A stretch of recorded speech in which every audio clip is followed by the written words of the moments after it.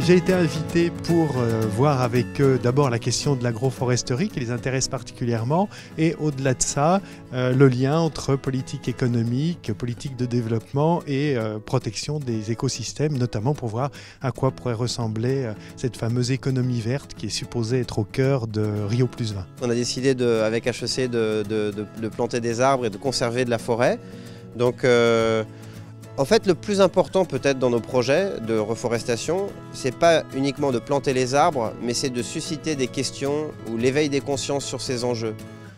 Donc c'est en plein écho avec la mission d'HEC qui est une mission éducative. Nous, ce que l'on cherche à faire, c'est planter des arbres en effet pour réparer la planète, mais malheureusement, souvent, l'impact de ce qu'on fait, c'est marginal par rapport à l'enjeu mondial. Par contre, là où c'est important, là où on touche, un point important, c'est justement quand on touche le cœur des gens et où on voit que du coup on peut dégager de l'énergie positive.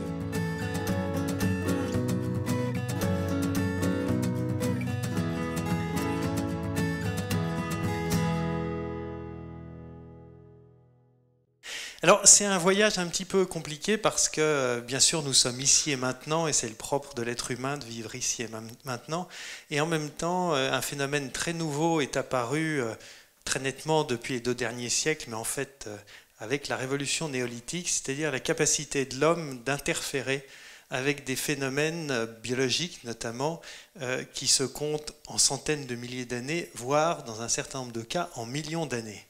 Et voilà le premier défi, agir ici et maintenant en sachant qu'à chaque fois que vous prenez la voiture, vous brûlez des énergies fossiles qui ont des millions d'années. L'agroforesterie était extrêmement répandue jusqu'au XVe, XVIe siècle, voire même en Espagne, dans certaines zones jusqu'au milieu du XXe siècle, avant que la politique agricole commune, qui était faite évidemment pour les vaches et les céréales, ne fasse abandonner ce système-là. Autour de l'olivier, bien sûr, le châtaignier, évidemment. Alors, je vais vous donner simplement un chiffre qui est toujours amusant parce qu'on se pose la question de savoir si une agriculture moins intensive peut nourrir les hommes. Le Japon des Tokugawa, jusqu'en 1850, juste avant que le Major Perry force son ouverture, était un État complètement autarcique d'un point de vue alimentaire.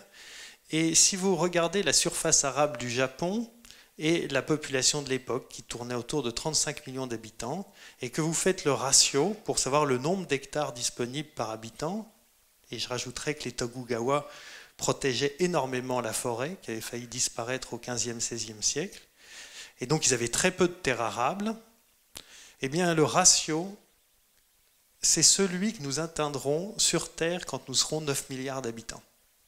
C'est-à-dire que ces gens-là, à ce moment-là, alors évidemment on peut dire que c'était un cas particulier, mais étaient capables de se nourrir sur un système extrêmement intensif en travail, il faut reconnaître, mais qui nourrissait tout le monde. J'ai beaucoup apprécié l'intervention de Mathieu parce que tu as beaucoup parlé du lien avec l'agriculture et entre la forêt et l'agriculture. Je vais juste donner un chiffre, 90% des causes de la déforestation sont liées à des causes agricoles et non pas à la coupe du bois pour le papier ou à la coupe du bois même pour faire du mobilier. Donc la problématique de la déforestation, elle est avant tout une problématique agricole. Et là-dessus, sur ces 90%, il y a 70% de ces surfaces agricoles qui sont destinées à l'alimentation animale. Parce que pour manger de la viande autant qu'on en mange en France, 84 kg de viande par an, contre 24 kg dans les pays du Sud. Donc si on veut, comme on veut manger de la viande, on met de la viande partout, dans les plateaux, repas, dans tout... du coup, pour nourrir tout ce bétail, il faut beaucoup de produits agricoles pour les nourrir. Et donc, un des principaux leviers qu'on peut avoir pour réduire son impact sur la forêt, c'est de réduire, par exemple, sa consommation de viande. Et du coup, c'est la raison pour laquelle aussi on parle beaucoup aujourd'hui d'agroforesterie, et ce dont tu as parlé aussi. Parce qu'il ne faut pas opposer d'un côté l'agriculture et puis de l'autre côté la forêt, alors dire on va mettre la forêt sous cloche, on va la préserver, les humains n'auront pas le droit d'y rentrer. Non, on a besoin aussi de la forêt pour vivre, on a besoin de surfaces disponibles. L'agriculture, elle, pour l'instant, elle faisait table rase des arbres, elle disait on coupe tout, les haies, etc. Mais on s'est rendu compte ensuite de l'érosion avec le vent, avec l'eau, etc. Et donc maintenant, on revient à un écosystème plus équilibré qui harmonise l'agriculture et la forêt. C'est ce qu'on appelle l'agroforesterie, le fait de planter des arbres le long des cultures ou même à l'intérieur même des cultures.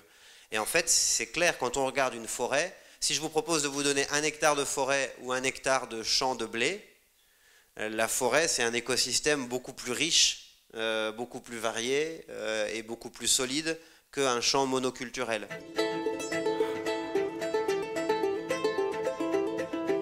Pour lancer cette opération, en fait, HEC a contribué en plantant directement 600 arbres, un arbre par collaborateur. C'est le lancement de cette opération en fait, auquel nous sommes fiers de participer. Quand vous achetez cet arbre, justement, vous recevez un certificat et un petit fichier que vous pouvez ouvrir avec Google Earth. Donc vous voyez la trace de la parcelle, puisqu'on a fait le tour de toutes les parcelles, nous. Et vous verrez que cette parcelle, au fur des années, va devenir vert sombre, ce qui veut dire que la canopée s'est recréée.